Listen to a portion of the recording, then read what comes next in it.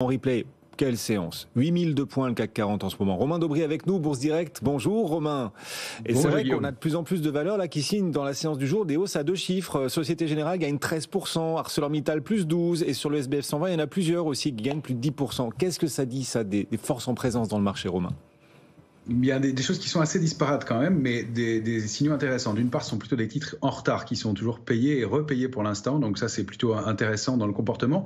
En termes d'intérêt, dans le rebond qu'on a connu jusqu'à hier soir, en tout cas, on sait qu'on n'avait pas de soutien du côté des marchés dérivés. C'est toujours à prendre en compte. Ça peut entraîner des trous d'air, de revisiter certains niveaux. On va voir si la séance du jour a permis de construire de l'intérêt. Mais on voit qu'on a déjà du volume pour accompagner ce mouvement. Donc, quelque chose de positif. On fera attention du côté des ratios de couverture dans les portefeuilles. On reste assez optimiste malgré les trous d'air qu'on a connus récemment aussi. Donc à surveiller à court terme. Oui, quels sont les prochains seuils? Maintenant qu'on a reconquis les 8000 d'ailleurs, on en parle beaucoup, mais c'est peut-être qu'un seuil psychologique, pas trop un seuil technique. Quels sont techniquement parlant les prochains paliers à suivre d'après vous? On est effectivement, là en l'occurrence précisément sur un seuil technique, ce niveau des 8010 points, alors moi je vous parle du contrat à terme du futur CAC 40 qui est 12 points plus haut que l'indice CAC 40 cash, mais ce niveau c'est 8009 et 8009, on a buté 3 fois dessus, on y arrive pour la 3e fois depuis la fin du mois de janvier. On est dans un trading range qui est 7763 en bas, 8009 en haut, donc on est à la borne haute du trading range et on va essayer de trouver le momentum pour les déborder. C'est vraiment un niveau clé.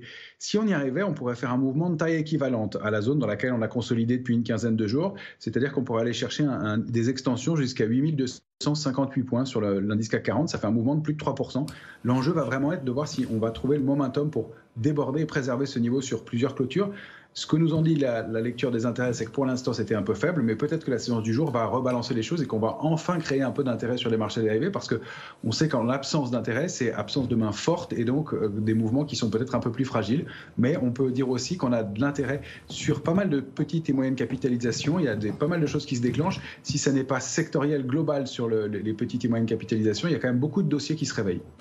On va en reparler et vous restez avec nous d'ailleurs, Romain, pour évoquer l'une des stars de cette séance du jour sur le marché parisien qui donc aura reconquis aujourd'hui les 8000 points. Alors maintenant, c'est quoi l'enjeu? C'est de les garder pour la clôture. Dans moins d'une heure, la clôture, on espère qu'on conservera les 8000. Et une nouvelle fois, l'Europe fait beaucoup mieux que Wall Street. Décidément, l'Europe creuse l'écart. L'Eurostock 50 gagne 1,3%, alors que le S&P est stable.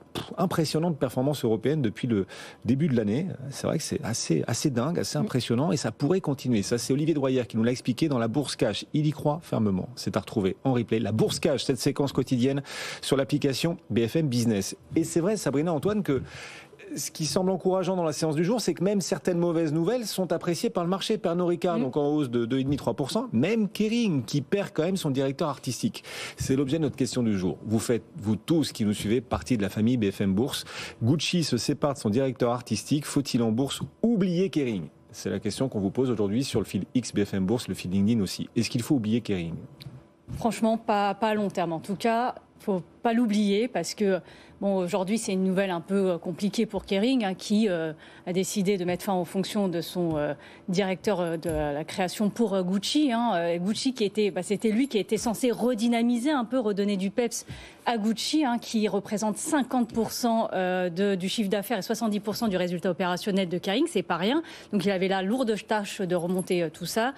La patience de Kering a été un peu entamée et donc il faudra un peu de temps pour qu'il y ait une nouvelle transition créatrice puisqu'il faudra chercher un nouveau directeur artistique. Ça prend du temps, donc la patience du marché, le marché devra être très patient sur Kering, mais il ne faudra pas l'oublier, on le voit aussi, c'est un sujet qui nous tient à cœur avec Antoine, c'est sur les sneakers. Par exemple, non mais c'est vrai, par exemple...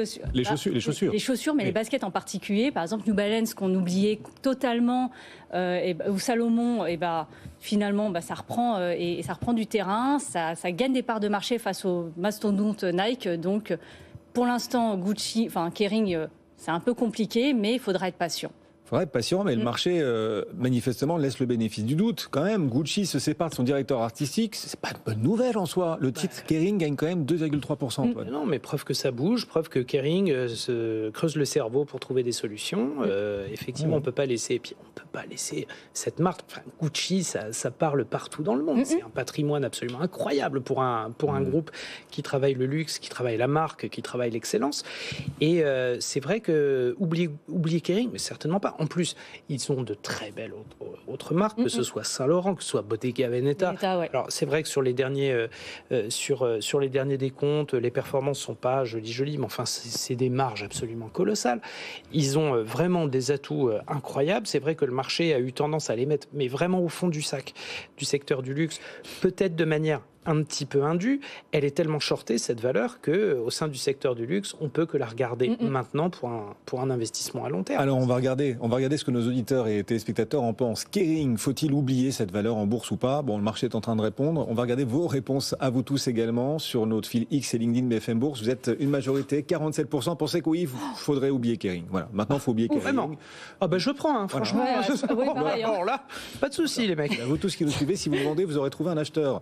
Kering donc, et il y en a plusieurs des acheteurs manifestement. 2,5% la hausse aujourd'hui malgré cette mauvaise nouvelle. Tiens, Romain a son avis, son point de vue aussi sur Kering. Est-ce que ça nous dit quelque chose aussi du potentiel technique, cette capacité, Romain, à progresser malgré quand même une très mauvaise nouvelle aujourd'hui?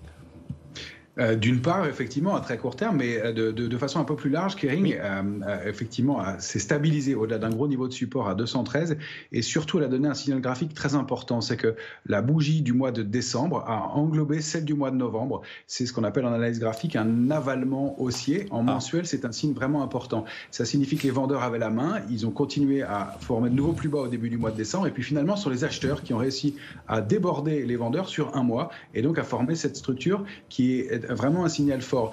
Pour exemple et pour mémoire, au mois de juin dernier, on avait indiqué qu'il y avait beaucoup de valeurs qui avaient formé des avalements baissiers mensuels sur l'indice CAC 40 et vous vous souvenez ce sur quoi ça a débouché par la suite. Donc c'est important pour Kering. Il faut vraiment qu'elle repasse 274. On n'y est pas, elle vaut 249 pour valider une structure de retournement haussière et dans ce cas-là, le potentiel haussier pourrait être vraiment important.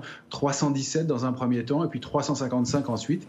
Il faut préserver 238,50 dans l'immédiat. Important, intéressant cette analyse technique à travers votre regard, votre prisme. Romain, vous restez avec nous. Donc Kering qui nous surprend aujourd'hui, qui progresse de 2%. Mais il y a mieux.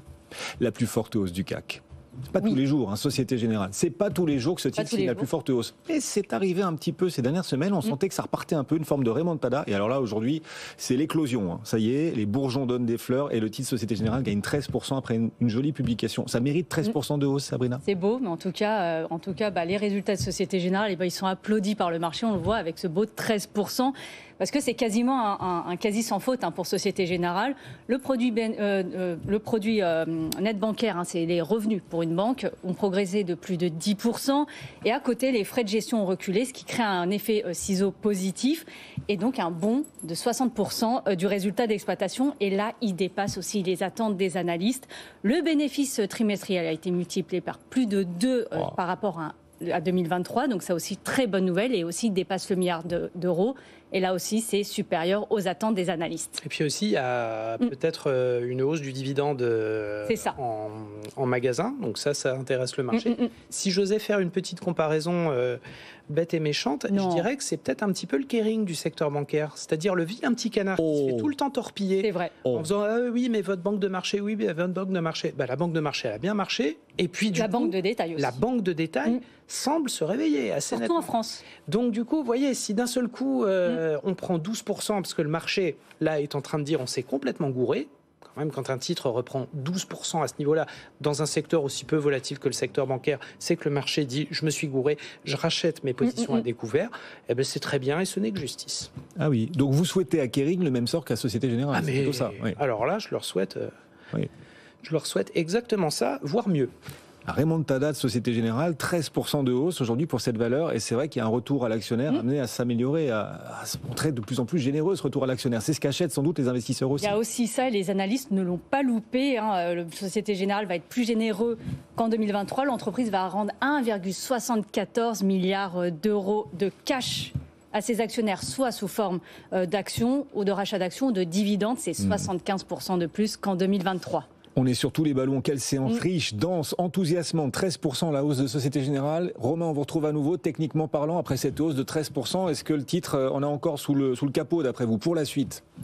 Alors, ce niveau de 35, il est vraiment important pour la Société Générale. C'est la cible qu'on avait fixée ensemble. On avait parlé du secteur bancaire en disant qu'il était surperformant de façon globale et on avait choisi parmi le secteur bancaire en décembre dernier la Société Générale. On ne pensait pas que l'objectif serait atteint aussi rapidement. Ça fait plus de 30% de hausse depuis ce moment-là. Mais 35, c'est un niveau de résistance que le titre n'a jamais débordé depuis 2008. On était retourné tester ce niveau-là en 2017 et donc c'est probablement un moment de pause ponctuel au moins pour la Société Générale, mais dont le parcours est haussier et bien entendu non invalidé et avec une forte hausse aujourd'hui qui laisse à penser qu'on pourrait poursuivre ce parcours. Donc si on arrive à déborder 35, peut-être pas immédiatement, on pourrait aller chercher pourquoi pas 38,65 comme première extension. En tout cas, ça sera probablement déjà un moment de prise de bénéfice et un niveau vraiment plafond de verre qu'on n'a pas réussi à déborder depuis 2008. Des idées pratico-pratiques pour vous tous qui regardez cette séance peut-être avec des grands yeux en vous disant que les lignes sont en train de bouger. Elles le sont sur certains titres. Société Générale gagne 13%. ArcelorMittal, il ne faut pas les oublier, ArcelorMittal, qui vont davantage produire d'acier aux États-Unis et de l'acier propre. Oui, c'est possible. Mais aux États-Unis. Mais aux États-Unis, voilà. 13% de hausse aussi ArcelorMittal. Il ne faut pas les oublier, il ne faut pas être injuste avec eux. Ils sont quasiment à égalité avec Société Générale aujourd'hui. Merci beaucoup Romain, on vous retrouvera depuis Bourse Direct à la clôture des marchés tout à l'heure à 17h35. 16h48, c'est